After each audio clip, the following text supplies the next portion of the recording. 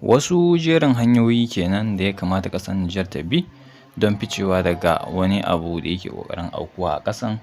To mai sauraro ka biyo mu a cikin wannan shiri inda za ka ji mu ɗauke da wannan sabon cikakken rahoto namu na wannan rana.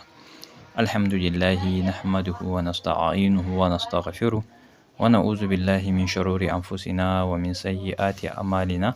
Man yahdihillahu fala mudilla lahu wa man yudlil fala hadiya lahu.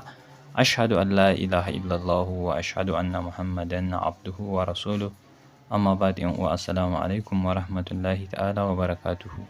Mai saurare barkamu da warhaka, barkamu da sake saduwa da ku a wani sabon shirin namu na yau. Idan kai baƙo ne a wannan tasha tamu ka danna mana subscribe sannan ka taɓa alamar ƙararrawar sanarwa yanda za ka ringa samun saƙunan mu cikin sauƙi. Da zarar mun ɗora shi a manhajar mu na YouTube zai shigo zuwa wayanka kai tsaye ba tare da ɓata lokaci ba. Akwai wasu abubuwa da ya kamata a ce ƙasar Nijar ta kalla, ta fahimta, ta kuma san me take, ta farka daga baccin da take yi. Tabbas mun san wannan shugaba namu mai girma General Abdurrahman Chani yana yunƙurin yin iyayen shi.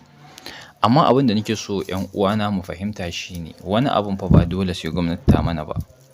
Akwai abin da za mu zo mu yi ƙoƙari mu yi mu da kanmu, ina nufin ba wai mu talakawa kaɗai ba, duk da mu ma talakawa muna da inda za mu taka nama rawan ganin wanda kuma za ta yi amfani sosai. Yanzu kamar yanda ake ganin cewa 'yan uwanmu matasa suna yawan fita daga ƙasar Nijar suna tafiye-tafiye zuwa sauran ƙasashe don neman abin da za su yi su rufa ma kansu asiri. To me dalilin hakan? Wasu suna ganin cewa wannan ƙasa tamu talauci ne ya yi mana yawa ko kuma ba mu da abin yi, matsaloli dai kala-kala. To wannan ɗin duk ba haka ba ne. Ya kamata a ce an zauna ne an fahimci ta menene yake sa ake yawan shi wannan fice-fice ɗin a bar ƙasan a tafi zuwa wata ƙasa. Wanda in aka yi hakan sai a zauna a magance menene yake faruwa. A neman ma shi talakan mafita ya samu abin da zai ringa yi wanda zai iya riƙe kanshi ba tare da ya fita ya tafi wata ƙasa ba. Hakan zai ƙara ma ƙasar martaba da kima da mutunci a idon duniya. Duba da yanzu ana ganin cewa abubuwa sun tsananta mana.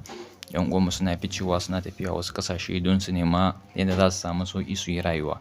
Kuma hakan da wasu suke gani hakan ba wai hakan ba ne. To muna da manyan mutane masu kuɗi wanda ya kamata a ce sun tsaya sun yi ƙoƙari sun yi tunani sun ƙirƙira wasu abubuwa wanda za su ringa taimaka ma na ƙasa da su wato talakawa kenan. Yanzu dukkan wanda ka mishi hanya ka samar mashi da sana'a ya tashi yana sana'a ya san daɗin sana'an nan kuna ganin zai taɓa mantawa da kai? Wallahi ba zai taɓa mantawa da kai ba. To kun ga wannan yana ɗaya daga cikin abin da za mu ce ba wai dole sai gwamnati ta yi ba. Ita ma gwamnati tana taka rawan ganinta sosai wanda hakan shi ma yana ɗaya daga cikin aikinta wato ta koyar da yara irin skills haka wanda za ka yi sana'o'i ba dole sai ka yi aikin gwamnati ba. To kun ga wannan shi ma riba ne in mutum ya amsa a sana'an da yake yi sai ku ga ya zama abin da sai an sha mamaki ma. Allah ka sa mu dace.